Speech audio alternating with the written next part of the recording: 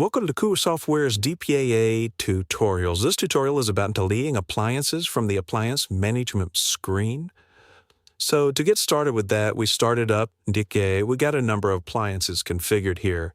And as you can see here, I've got a couple of bad appliances that we can't connect to them. We never will be able to connect to them again. They're appliances maybe you removed from your data center or your virtualization environment. So to get rid of these, what we're going to do is we're going to go up here to this little icon up here. I'm going to select this button.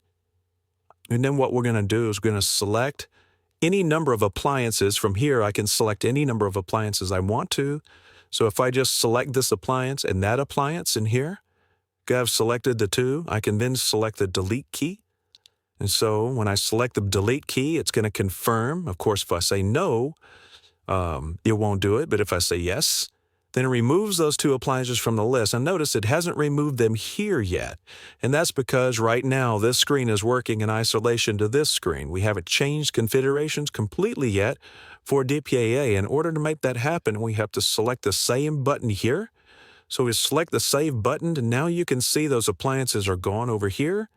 And now I can close this window. So once I've removed those, I can go and close this, and they're gone. And now I don't have those appliances anymore within my DPAA environment. So that's how you remove appliances from DPAA's appliance management configuration screen.